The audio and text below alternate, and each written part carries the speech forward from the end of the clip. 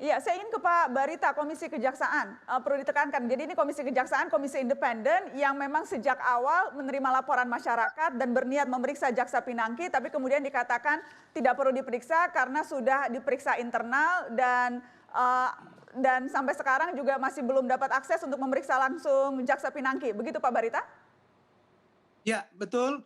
Tapi saya perlu sampaikan bahwa kami melaksanakan pasal 4A Peraturan Presiden nomor 18 tahun 2011 yang mengatakan wewenang Komisi Kejaksaan adalah menerima dan menindaklanjuti laporan pengaduan masyarakat tentang kinerja dan perilaku jaksa dalam melakukan tugas dan wewenangnya. Itu makanya kami mengundang untuk didengarkan penjelasan dan keterangannya. Kami belum masuk tahapan pemeriksaan, masih meminta penjelasan dan keterangan.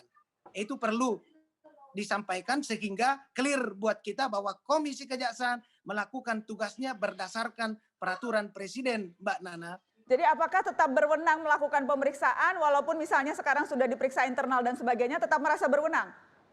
Itu memang jelas ada di wewenang Komisi Kejaksaan?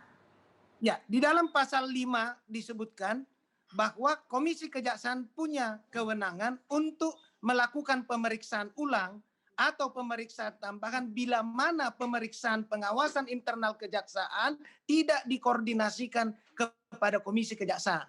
Jadi artinya kewenangan itu masih ada. Namun karena oknum jaksa P itu sudah diproses secara pro justisia, penyidikan oleh Jampitsus, tentu kita sekarang berkewajiban untuk mengawasi proses itu agar penegakan hukum terhadap oknum jaksa P itu serta siapa saja yang terlibat di samping di belakangnya diusut secara tuntas dan tegas. Apakah itu yang Pak Barita, apakah mendapatkan akses itu karena tadi di awal Pak Mahfud MD mengatakan bahwa seharusnya Komisi Kejaksaan bisa juga mendapatkan akses, tidak perlu menunggu 2 minggu untuk mendapatkan laporan. Apakah memang merasa ada tertutupi begitu Kejaksaan Agung tidak mau membuka ke Komisi Kejaksaan? Betulkah kesan itu?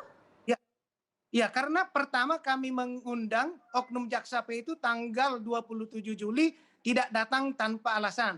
Tanggal 30 Juli kami undang kedua juga tidak datang. Namun kami mendapatkan surat dari atasannya bahwa karena pemeriksaan pengawasan sudah berjalan sehingga artinya Komisi Kejaksaan tidak perlu memeriksa lagi. Itu sebabnya sesuai dengan pasal 4C Peraturan Presiden kami meminta laporan hasil pemeriksaannya. Sebab itu wewenang komisi. Kalau kami tidak bisa periksa, kasih dong mana LHP-nya. Karena LHP ini diperlukan supaya kami bisa menjawab ini maki Mas Bonyamin ini kan kejar terus nih. Mana hak dia itu sebagai pelapor harus kita sampaikan untuk memberi jawaban itu kami harus membutuhkan dokumen itu. Selaku pengadu saya bisa memberikan celah. Diulang aja dengan catatan bahwa proses dari LHP kemarin ada yang kurang karena ada yang disampaikan Boyamin itu ada kurang ini itu isu yang lain ini itu belum ada sehingga berhak lagi untuk memeriksa dan dipanggil ulang itu bisa dalam celah peraturan presiden tadi. Kedua juga berkaitan dengan novel Baswedan. Saya mendengar dan ingin mengklarifikasi mengkonfirmasi ya bahwa panggilan terhadap Jampidum, terhadap Kajati, termasuk Aswidum itu tidak dipenuhi. Sehingga yang bisa dipanggil hanya jaksa penuntut umum. Saking stresnya mungkin terus imunnya turun kemudian kena COVID, kira-kira begitu. Apakah benar itu kemudian memang panggilan terhadap Jampidum dan lain-lain di bawahnya itu tidak diizinkan? Karena apa? Nggak mungkin kasus sebesar novel Baswedan itu tidak berjenjang sampai Aspidum, Kajati, Jampidum begitu. Saya pasti memastikan itu sampai jenjang ke sana. Justru ini nampaknya malah justru JPU yang dikejar-kejar dan itulah yang ingin saya buka di sini. Pak Barita silakan karena kemudian ini juga bisa menjadi presiden menunjukkan bahwa memang ada keengganan dari Kejaksaan Agung untuk diperiksa atau diawasi oleh pihak independen. Buka aja Pak Barita. Iya, jadi begini. Kalau soal Pak Novel Baswedan, kami sudah melakukan permintaan keterangan kepada tim JPU. Kan dari situ pertama yang menangani perkara itu. Dan itu diizinkan untuk kami mintai keterangan. Sudah selesai atas 6 orang oknum jaksa yang tim JPU itu termasuk. Waktu saya mepet sekali, boleh langsung jawab to the point saja Pak, karena saya mau membahas yang lain. Betul atau tidak itu ada tidak bisa memanggil Jampidum? Nah, selanjutnya kami kan menindaklanjuti supaya kami mengundang, meminta keterangan Kepala Kejaksaan Tinggi, Direktur TPWL, dan Aspidum DKI. Dan Itu yang kami direspon, tidak lagi diizinkan untuk kami mintai keterangan. Gitu loh. Berarti betul ya? Berarti betul. Oke, kalau begitu sekarang Pak Hari tolong dijawab. Karena ini tanda-tanda dulu tidak mau, sekarang tidak mau dibuka. Anda tadi bilang percayakanlah kepada kejaksaan. Bagaimana mau percaya kalau ada keengganan seperti ini Pak Hari? Ya, baik.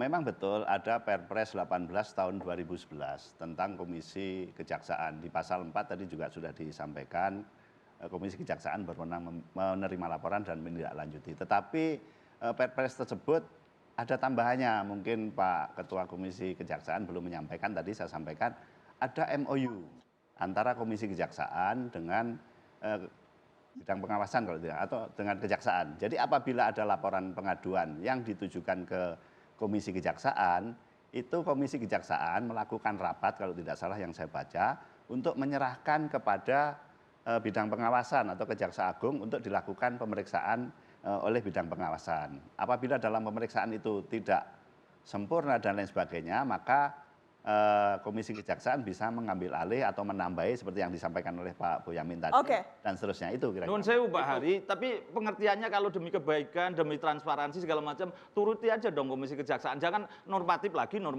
gitu loh Pak. Jadi Mbak Nana, harusnya kalau kejadian seperti ini, Komisi Kejaksaan melaporkan kepada Presiden, Presiden harus menegur Jaksa Agung. Jadi jangan hal-hal seperti ini terus-menerus berulang, ada ego sektoral, ada esprit de corps di sini.